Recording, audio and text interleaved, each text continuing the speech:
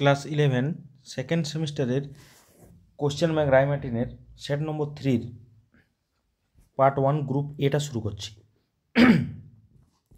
প্রথম কোশ্চেনটা কি দেওয়া আছে না 4x/5 minus 5/2x whole to the power 8 এর বিস্তৃতিতে শেষ দিক থেকে তৃতীয় পদ নির্ণয় করতে হবে। অর্থাৎ প্রথম দিক থেকে একটু জানি যে প্রথম দিক থেকে করলে কীরকম হয়।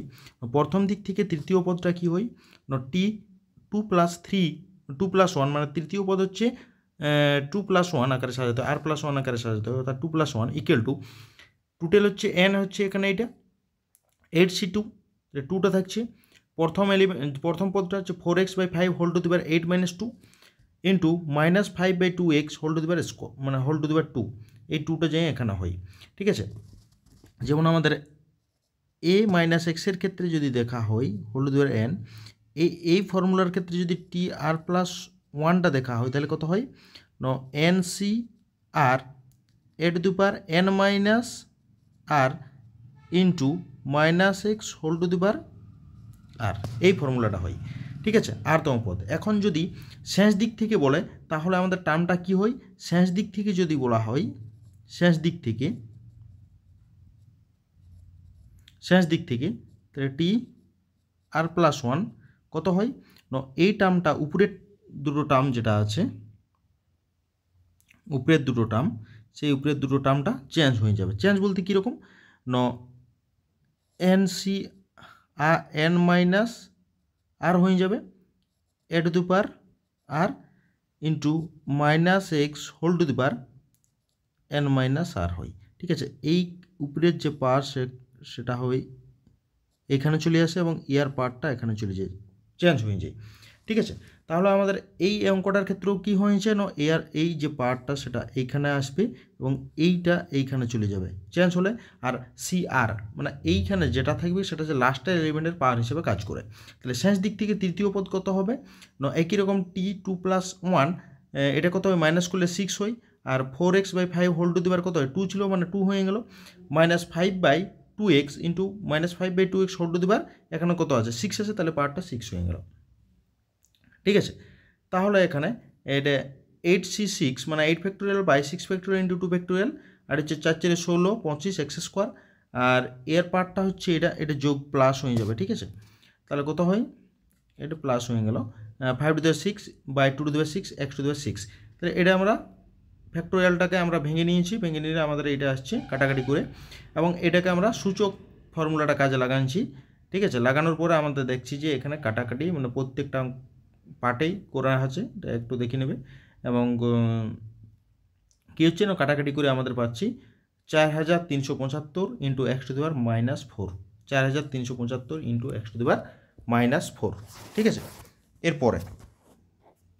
এরপরের অঙ্কটা কি দেওয়া আছে অথবাটা বলা আছে, এটা দ্বিপদ উপপাদ্য থেকে দেওয়া আছে 2x³ - 1/x² whole to the power 6, 2x³ - 1/x² whole to the power 6 এর বিস্তৃতিতে 1/x² এর সহগ নির্ণয় করতে হবে। 1/x² এর সহগ নির্ণয় করো।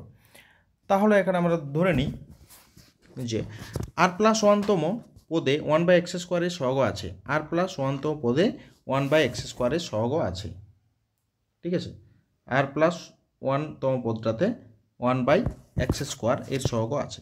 তাহলে tr+1 = 6r into 2x³ whole to the power 6 - r minus 1/x² whole to the power r।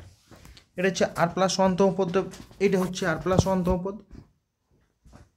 ঠিক আছে, r+1তম পদটা পাওয়া গেল এটা। তাহলে এরপরে কী পাওয়া যাচ্ছে না আমরা এটাকে আবার সূচকের ফর্মুলা করে হয়েছে 2 এর পাওয়ার 6 - r ইন্টু x³ বলতে 3টা 6 - r এর সঙ্গে গুণ হলে 18 - 3r -1 whole to the power r 1/x²r। তাহলে কত 1 whole to the power r 6r 2 to the power 6 - r into x²18 -3r -2r। ঠিক আছে, তাহলে এখানে কত হবে এটা হয়েছে, তাহলে x ইন্টু 8 এর পাওয়ারটা এই যে আমাদের সহগটা এটা হচ্ছে আমাদের এতদূর পর্যন্ত সহগ এক্সের সঙ্গে যেটা গুণ থাকে। তাহলে কার সহগ বলেছে 1/x² এর সহগ আছে, অর্থাৎ এক্সের পাওয়ারগুলো দুটোরই সমান হবে। তাহলে এখানে এক্সের পাওয়ার হচ্ছে এটা আর এখানে এক্সের পাওয়ার হচ্ছে -2, তাহলে দুটোকে সমান করেছি, তাহলে আর এর মানটা পাওয়া গেল আমাদের 4, আর এর মানটা পাওয়া গেল 4। তাহলে এরপরে 1/x² সহগ কত হবে? 1/x² সহগ হয়ে যাবে এই যে এইটা হচ্ছে সহগ, এইখানটাতে এটা হচ্ছে সহগ। এখানে আর এর মানটা 4 বসানো হয়েছে, তাহলে আর এর মানটা 4 বসানো হচ্ছে -1 হল 4 64 2 6 4, তাহলে 64 × 2 স্কোয়ার মানে হচ্ছে 64 মানে 6 factorial by 2 factorial into 2 factorial into 4, মানে যে 6 মানে ফ্যাক্টোরিয়ালটাকে ভেঙে নেওয়া হয়েছে, তাহলে এটা গুণ করলে আমাদের 60 পাওয়া যাচ্ছে। ঠিক আছে, এর অ্যান্সার হলো 60। এর পরের অঙ্কটি কী দেওয়া আছে? এরপর দেখাও যে 4 + 12 + 20 + 28 প্লাস ডট ডট শ্রেণীটির n সংখ্যক পদের যোগফল একটি যুগ্ম সংখ্যার বর্গ হবে, একটি যুগ্ম সংখ্যার বর্গ। অর্থাৎ প্রথম শ্রেণীটা আমাদের প্রথম পদটা, শ্রেণীটির প্রথম পদ হচ্ছে 4a এবং অন্তর হচ্ছে d সমান হচ্ছে সাধারণ অন্তর হচ্ছে d সমান 8, প্রত্যেকটা ডিফারেন্স 8 করে আছে। তাহলে n সংখ্যক পদের যোগফল আমরা কি জানি? Sn সমান n/2 n/2 2 × 4 মানে 2 × a হয় প্লাস n-1 × d, a এবং d এর মানটা বসানো হয়েছে। তাহলে কী হবে? এটা 8 আর এটা গুণ করে দিলে 8n - 8 8 ক্যান্সেল, তাহলে n × 8n/2, তাহলে কত হয়? হচ্ছে 4n² মানে 2n তার হোল স্কোয়ার, ইহা একটি যুগ্ম সংখ্যা বর্গ। এটা একটা 2n হচ্ছে যুগ্ম সংখ্যা, তাহলে যুগ্ম সংখ্যার বর্গ পাওয়া গেলো, এটাই প্রমাণ করতে বলেছিল। ঠিক আছে, এরপরের অঙ্ক, এরপরের অঙ্ক 2 এর দাগের অঙ্কটি কি? যে সরলরেখার আনতি 150 ডিগ্রি এবং মূল বিন্দু থেকে দূরত্ব 10 একক তার সমীকরণ নির্ণয় করতে হবে। Important question.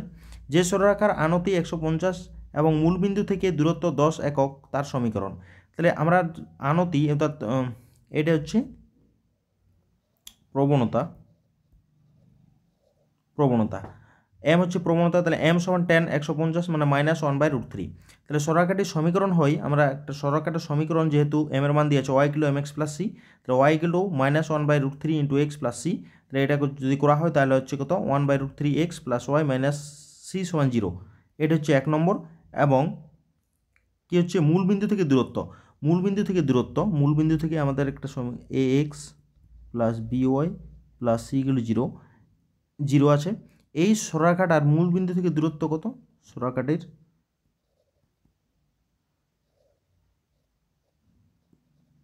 মূল বিন্দু থেকে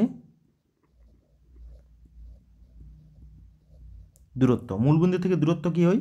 না, দূরত্ব d সমান mod of a × 0 plus b × 0 plus c by √of square plus b square, অর্থাৎ c by √of square plus b square, এইটা হয়ে যায়। ঠিক আছে, তাহলে এখানে ওইটাই করা হয়েছে।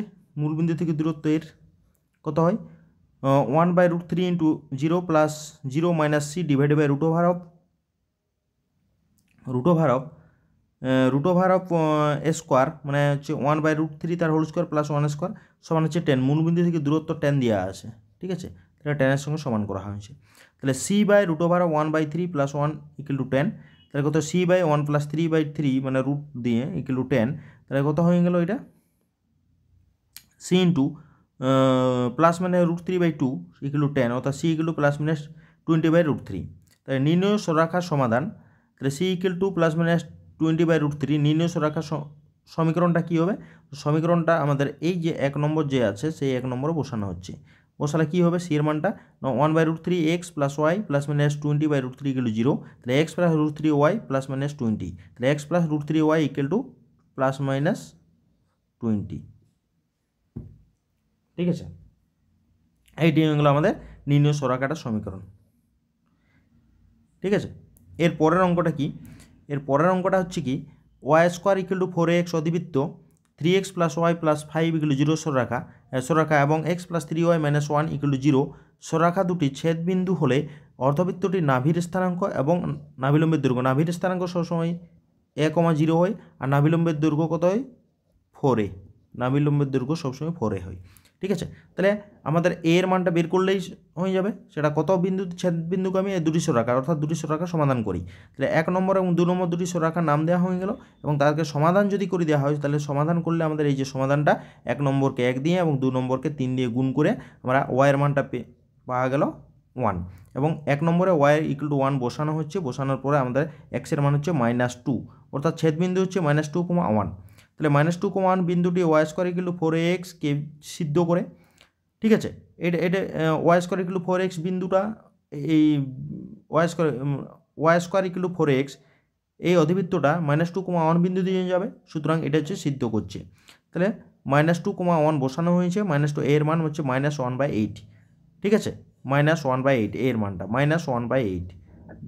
তাহলে নাভির স্থানাঙ্ক কত a,0, তাহলে -1/8,0, আর নাভিলম্বের দৈর্ঘ্য mod of 4a একক, মানে দৈর্ঘ্য সবসময় পজিটিভ হয়, তাহলে 4 × 1/8 তাহলে কত হয় 1/2 একক, ঠিক আছে, 1/2 একক হয়ে গেল অ্যান্সার। এর পরের অঙ্ক 9x² + 16y² = 144, মানে উপবৃত্তের উপর অবস্থিত একটি বিন্দুর স্থানাঙ্ক হচ্ছে 2,3√3/2, ওই বিন্দুর উৎকেন্দ্রিক কোণ নির্ণয় করতে, অর্থাৎ থিটা বা ফাই যে কোনো একটা, ঠিক আছে। তাহলে প্রদত্ত উপবৃত্তটা কি যেটা দেওয়া আছে ডান দিকে, মানে x² / a² + y² / b² = 1 এই আকারে সাজাচ্ছি। তাহলে 9x² / 144 + 16y² / 144 = 1, তাহলে x² / 16 + y² / 9 সমান হচ্ছে 1।